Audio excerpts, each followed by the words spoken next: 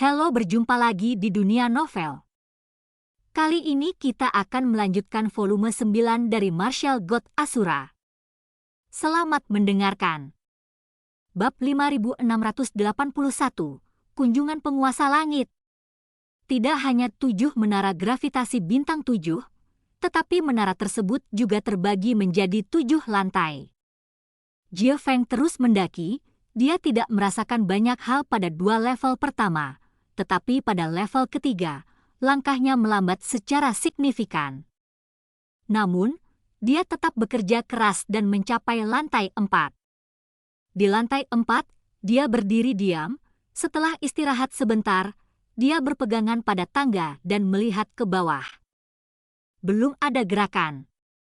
Ini tidak akan berfungsi di lantai pertama, kan? Jie Feng menggelengkan kepalanya dan segera melanjutkan pendakian, tapi jalan di depannya jelas lebih sulit baginya. Ketika dia mencapai lantai 6 dan naik ke lantai 7, dia sudah berjuang keras. Setiap langkah, baginya, sangatlah jauh.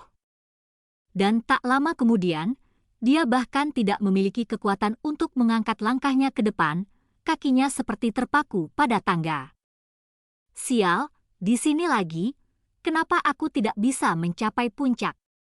Apakah bakat generasi kita memang kalah dengan generasi muda?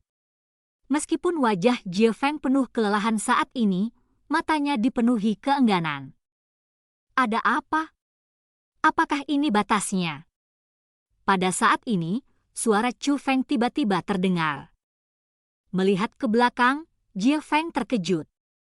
Memang Chu Feng yang menyusul, tidak hanya diam-diam, tapi juga tanpa mengubah ekspresinya, bahkan setetes keringat pun di wajahnya. Membandingkan diri mereka dengan tubuh yang berkeringat, keduanya tampak memanjat menara gravitasi yang berbeda. Ada apa denganmu? Jie Feng bertanya. Apa yang terjadi? Tanya Chu Feng. Mengapa kamu tampak begitu mudah? Jie Feng bertanya. Sepertinya 2 kata, aku benar-benar tidak punya usaha. Saat Chu Feng berbicara, dia terus mendaki. Setiap langkah yang diambil Jie Feng adalah sebuah tangga yang membutuhkan banyak usaha, saat ini seperti tangga biasa di depan Chu Feng. Dia berjalan dengan sangat mudah, berjalan melewatinya, dan menginjak Jie Feng, sebuah tangga yang tidak dapat dia injak selama bertahun-tahun. Jie Feng menatap Chu Feng dengan mata membulat. Haruskah aku berpura-pura menjadi lebih rajin? Jika tidak maka akan melukai harga dirimu, tapi bagi saya itu tidak membutuhkan banyak usaha, kata Chu Feng. Chu Feng, jangan sombong. Bahkan jika kamu bisa mencapai lantai 7, kamu mungkin tidak berhasil mencapai puncak. Kamu harus menahan tekanan itu, kata Jie Feng dengan gigi terkatup. Terima kasih telah mengingatkan saya akan memperhatikannya. Setelah Chu Feng mengatakan ini, dia langsung melangkah ke lantai 7.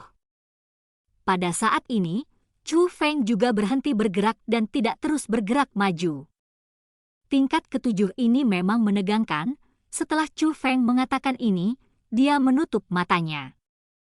Dia menggunakan metode kuno untuk beradaptasi terlebih dahulu dan kemudian menjadi lebih baik. Saat ini, jauh di dalam istana suci, ada tempat yang diselimuti awan dan kabut. Di atas awan terdapat kolam terapung yang mengeluarkan udara panas. Air di kolam tersebut mengeluarkan panas dan juga mengandung tenaga yang luar biasa. Setiap tetes genangan air ini sangat berharga. Tetapi seorang lelaki tua, telanjang, memejamkan mata dan beristirahat di kolam mandi. Orang tua ini memiliki rambut putih penuh dan janggut putih sepanjang 10 meter. Orang lain sedang berbaring di kolam, tetapi janggutnya melayang di udara, dan dia mengeluarkan suara senandung yang nyaman dari waktu ke waktu. Itulah yang disebut waktu yang nyaman dan santai. Tapi tiba-tiba, mata lelaki tua itu terbuka, dan yang muncul adalah aura yang sangat kuat. Lelaki tua itu segera berdiri. Meski ada kerutan di wajahnya, tingginya tidak hanya lebih dari 3 meter, tapi tubuhnya juga penuh otot. Seseorang akan datang. Namun setelah melihat orang yang datang, lelaki tua itu menarik aura kuatnya dan menunjukkan senyuman damai.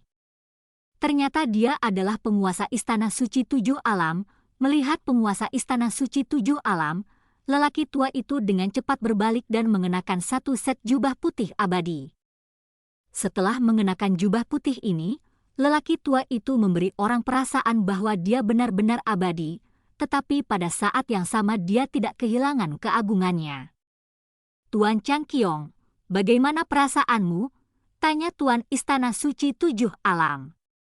Ternyata lelaki tua ini adalah penguasa sekte langit surgawi saat ini. Rasanya cukup enak. Mata air kosong di Istana Suci Tujuh Alam Anda benar-benar nyaman, kata Master Sekte dari sekte langit surgawi sambil tersenyum. Mata air kosong ini diperoleh bersama-sama saat itu. Ngomong-ngomong, kamu juga punya bagian. Jika Master dari sekte langit surgawi menyukainya, dia bisa sering datang untuk merendamnya, tetapi menurut orang tua ini, tujuan kedatangan Master sekte langit surgawi ke sini hari ini bukan hanya untuk berendam di mata air yang kosong ini, kan? Tanya Master Istana Suci Tujuh Alam. Memang benar saya di sini bukan untuk berenang di mata air kosong, tapi saya kebetulan lewat di sini dan datang menemui Anda, kata pemimpin sekte langit surgawi Changqiong. Penguasa Istana Suci Tujuh Alam tersenyum penuh arti, lalu tiba-tiba bertanya, apakah Anda pernah ke klan Naga Totem?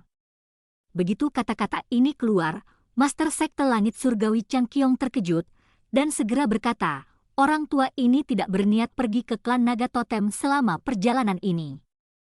Mengapa penguasa Istana Suci Tujuh Alam mengatakan hal seperti itu? Tidak. Tatapan pemimpin Istana Tujuh Alam menjadi tajam. Benar-benar tidak, kata Kepala Sekte Langit Surgawi. Penguasa Istana Suci Tujuh Alam tidak berbicara lagi, tetapi memandang Master Sekte Abadi Changqiong sambil tersenyum. Penguasa Sekte Langit Surgawi, sebagai penguasa Tianhe, telah melihat dunia. Namun ditatap oleh penguasa Istana Suci Tujuh Alam seperti ini masih membuatnya merasa tidak nyaman.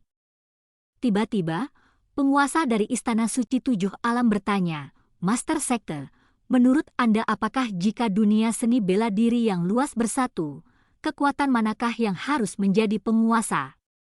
Sudah jelas bahwa itu secara alami adalah Istana Suci Tujuh Alam, kata Kepala Sekte Langit Surgawi. Yakin? Tanya pemimpin Istana Suci Tujuh Alam. Tentu saja saya bersungguh-sungguh dengan tulus. Jika dunia seni bela diri benar-benar luas dan suatu kekuatan perlu mengendalikan situasi secara keseluruhan, saya pasti akan mendukung Anda, kata Master dari Sekte Langit Surgawi Changqiong. Kata-katamu sudah cukup. Penguasa Istana Suci Tujuh Alam tersenyum. Meskipun dia telah tersenyum sepanjang waktu, sampai senyuman itu muncul saat ini, sikap Master Sekte dari Sekte Langit Surgawi tampak sedikit lebih santai. Berdengung. Namun tiba-tiba, cahaya keemasan muncul dari kejauhan dan menembus awan. Meski berada di atas awan, mereka bisa melihat dengan jelas. Master dari Sekte Langit Surgawi dan Master dari Istana Suci Tujuh Alam mengalihkan pandangan mereka pada saat yang sama. Meski berjauhan, mereka semua bisa menjangkaunya, dan pancaran sinarnya berasal dari sebuah menara. Tuan Istana Suci Tujuh Alam, apakah itu menara pelatihan? Tanya Master dari Sekte Langit Surgawi dengan rasa ingin tahu. Karena dia dapat melihat bahwa cahayanya tidak sederhana, dan menaranya juga tidak sederhana, pasti telah terjadi sesuatu. Jika tidak maka tidak akan seperti ini. Itu adalah menara gravitasi bintang 7 yang dibangun oleh orang tua itu sendiri. Hanya ketika seseorang naik ke puncaknya barulah akan terjadi pemandangan seperti itu. Sepertinya seseorang telah mencapai puncak, kata penguasa Istana Suci Tujuh Alam. Oh, apakah sulit untuk naik ke puncak pagoda ini? Tanya Master Sekte Langit Abadi. Agak sulit, saat penguasa Istana Tujuh Alam berbicara, Dia terus menatap orang-orang di bawah menara. Dia juga ingin tahu siapa yang naik ke puncak. "Mengapa kamu tidak melihatnya?" tanya pemimpin sekte langit surgawi. Master sekte langit surgawi tertarik. Tanya Master Istana Tujuh Alam. "Karena aku tidak ada hubungannya, mengapa tidak melihat keturunanmu yang mana dari Istana Suci Tujuh Alam yang menyebabkan keributan seperti itu?" kata Master dari sekte langit surgawi. "Kalau begitu ayo pergi." Dengan demikian, kedua eksistensi tingkat penguasa Tianhe ini terbang menuju menara gravitasi bintang 7. Dan cerita pun berakhir. Sampai jumpa berikutnya di cerita dunia novel.